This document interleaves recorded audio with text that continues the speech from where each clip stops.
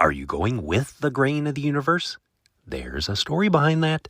This is your daily message from Chad number 885 to upgrade your mental game today by telling yourself a better story. Because the most important story you hear is the story you tell yourself. And this message is dedicated to Shane Parrish. Here's the upgrade.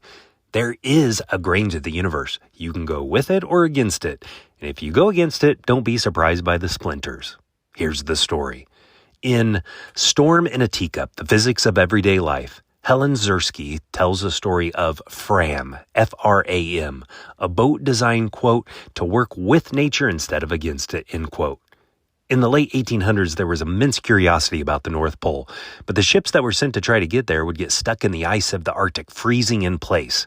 As the ice around the ships grew, it put incredible pressures on the hulls, the ship's body, eventually breaking them apart. No one could get to the North Pole without encountering ice, and the total amount of ice and corresponding pressure to be dealt with was essentially an unknown. No ship had the strength to handle the upper limits of potential ice pressure.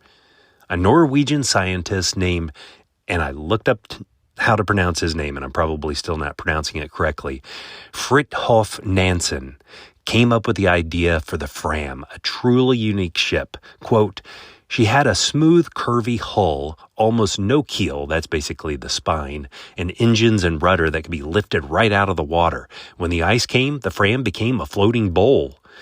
If you squeezed a curved shape like a bowl or cylinder from below, it will pop upward. If the squeeze from the ice got too much, the Fram would just be pushed upward and sit on it, end quote. Nansen did not try to improve on the design of existing boats. Instead, he let the reality of ice expansion determine the design of the ship.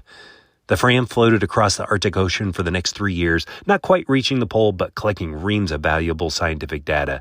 She got closer to the pole than any ship previously and provided conclusive evidence that the Arctic was indeed an ocean.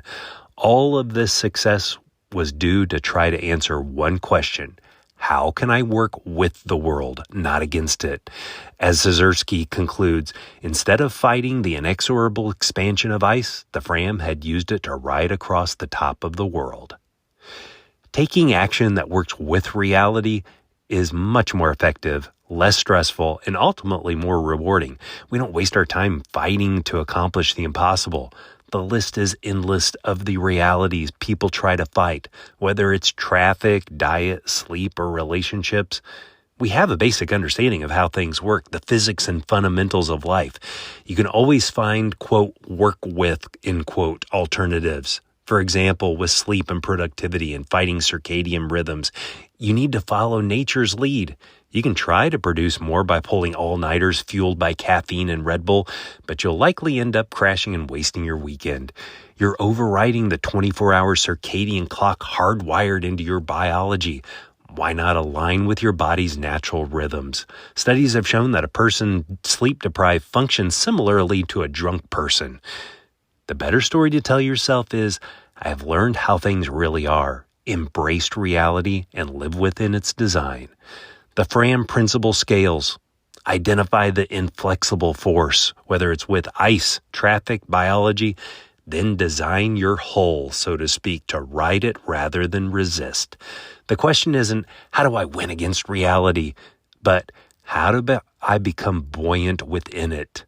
Less stress, better results, and you'll often end up farther than the fighters ever dreamed. Tell me a story of working with the grain and not against it to fromchadsmith@gmail.com. Send a text to someone and ask them, do you have a story of where you stopped fighting reality and found life was a lot easier?